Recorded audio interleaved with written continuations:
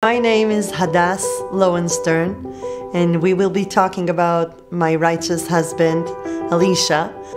First of all, Elisha, he was the love of my life.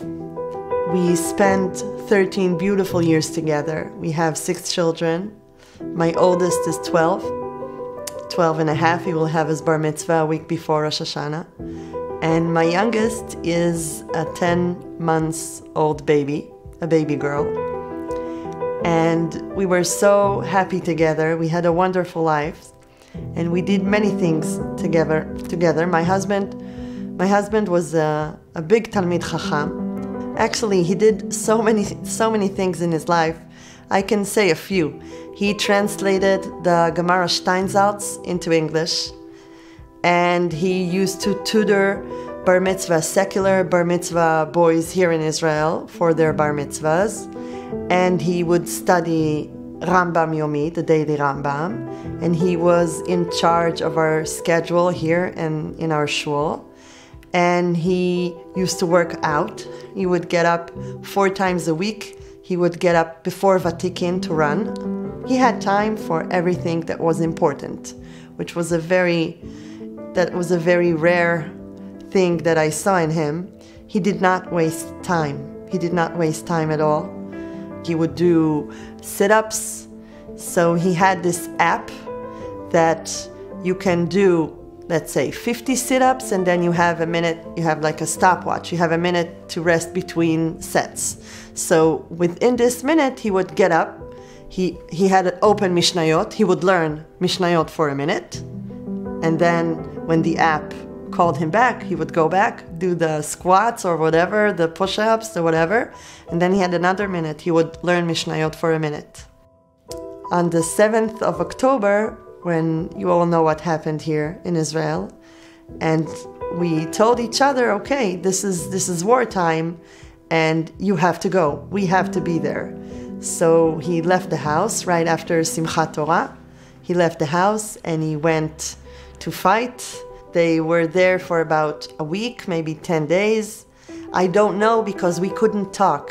Ever since he left the house, like 10 weeks ago, 10 weeks before he died, he called me twice. We had about a minute to talk.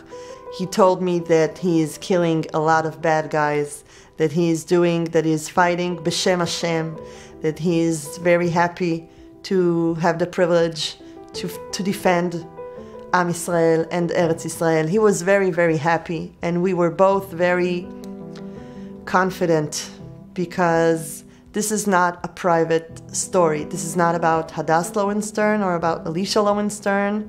This is about the Jewish nation, and this is about our enemies trying to kill us throughout history. My husband was the first tank to go into the south part of the Gaza Strip. There were soldiers who got into this problem there, and they got injured. So Elisha tried to go and rescue them with his tank, and they shot at him and they hurt him. Talking about his death is so shuli in my eyes, because he only died once, but he lived every day. So telling you how my husband died, he died. Hashem decided that my husband will die. That's Hashem's decision. I can't change it. But I am alive, and my 6 kids are alive. And this is our plan. We plan on living such a wonderful life that the bad guys will never be zoche to live. We will live here in Eretz Yisrael, and we will study Torah, and we will lekayem mitzvot, and we will be a happy Jewish family. And this is the true victory in my eyes.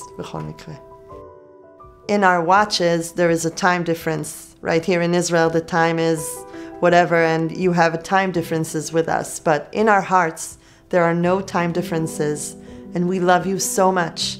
And we feel you. We feel you davening for us. We feel you praying for us. We feel you not speaking Lashon Hara for us. And we feel you having the best time with your kids for us. And we feel you jogging for us.